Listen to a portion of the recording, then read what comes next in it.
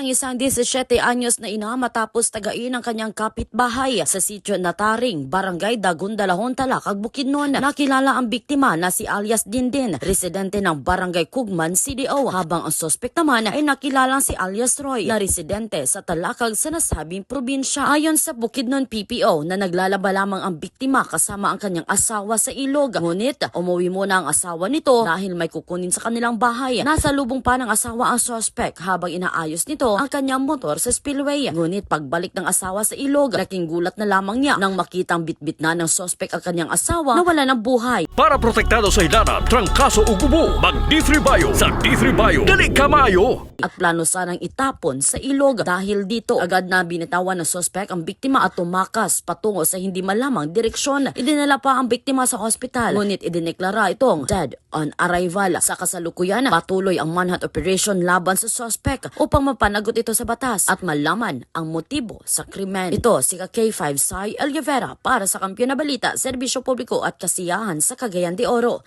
K5 News FM.